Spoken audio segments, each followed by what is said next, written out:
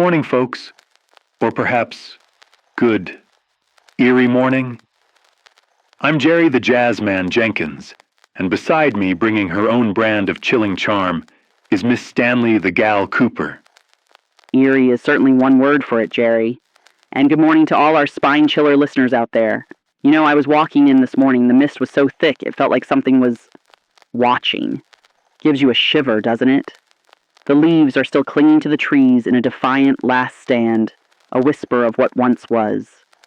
Always poetic, Stanley. And speaking of shivers, let's get you the grim reality of today's forecast. For those brave enough to venture outside, we're looking at a high of 48 degrees Fahrenheit today, with a crisp, biting breeze from the northwest. The sun might make a brief, unsettling appearance, only to disappear behind a veil of clouds. Tonight, temperatures are expected to drop into the low 30s, perfect for staying indoors and listening to our delightful broadcast. Indeed, Jerry. Don't want anyone catching a chill that goes deeper than the bone. Speaking of things that send a shiver down your spine, the political landscape continues to shift, sometimes with an unsettling tremor, wouldn't you say? They certainly do, Stanley. The shadows of international intrigue still stretch long across the globe. The Suez Crisis, a web of political maneuvers and simmering conflict, continues to haunt the headlines. It's a situation that has nations teetering on the precipice, a constant reminder of the fragility of peace. And here at home, the very foundations of our society are being tested. The civil rights movement, a powerful, unstoppable force, pushes forward. President Eisenhower's recent deployment of federal troops to Little Rock, Arkansas, to integrate Central High School, a stark image of a nation grappling with its own internal demons. Absolutely, Stanley. It's a time of profound change, a tearing away of the old, revealing the sometimes uncomfortable truth beneath. It's a challenging period, but perhaps through this darkness, a new, more enlightened dawn will break. One can only hope, Jerry, though sometimes the darkness seems to consume everything. And speaking of darkness, there are certain stories that emerge from the shadows, stories so disturbing they crawl under your skin and stay there. You're talking about the recent horrors unearthed in Wisconsin, aren't you, Stanley? The case of Ed Gein. It's a tale that makes you question the very nature of humanity. Unnerving is too mild a word, Jerry. When you read the reports, the discovery on that desolate farm, the dismembered body of Bernice Worden, and that, as we now know, was merely the first fragment of a much larger nightmare. The descriptions, Stanley, human remains throughout his farmhouse.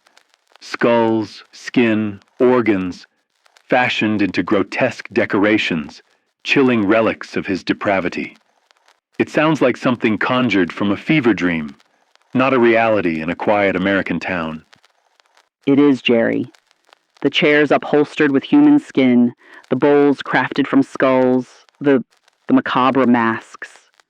It defies all sense of reason.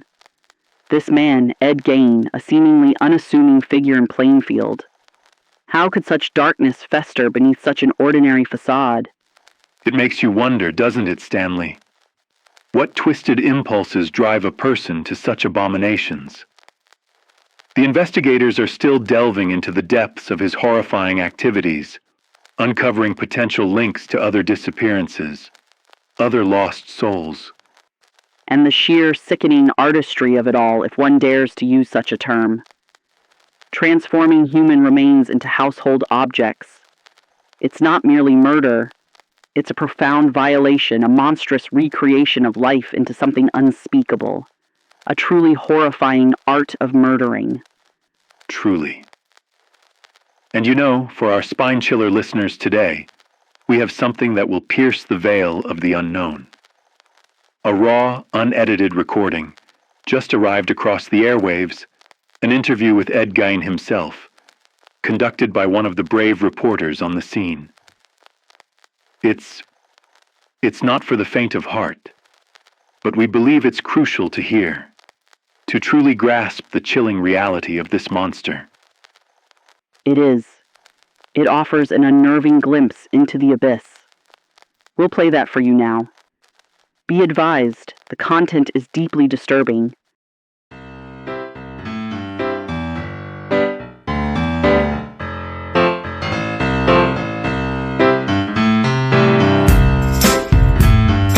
Would you work all night at that time?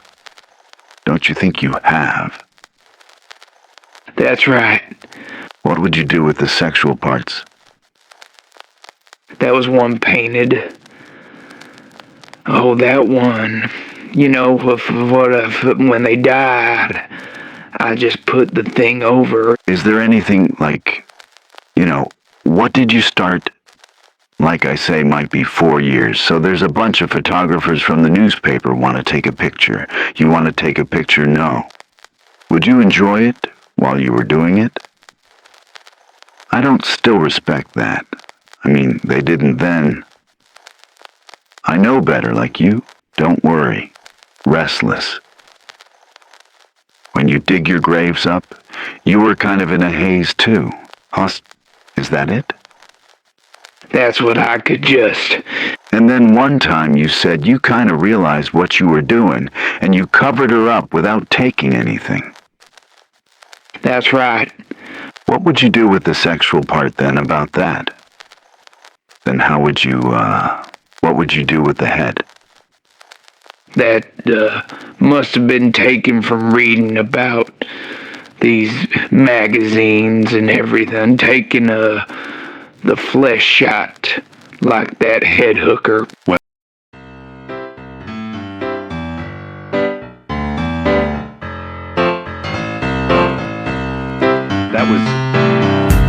that was a journey into the abyss, the casualness, the cold detachment. Absolutely, Jerry. It's a voice devoid of humanity, describing acts of unimaginable cruelty. A stark, terrifying reminder that true monsters walk among us, hiding in plain sight. It truly is. A chilling whisper from the darkest corners of the human soul. This case, the Ed Gein case, will echo through the ages, a grim legend, a stark warning. Agreed. It leaves you with questions that haunt the waking hours, questions about the very fabric of good and evil. But for now, our hour here on Spine Chiller Radio draws to a close. Indeed it has, Stanley.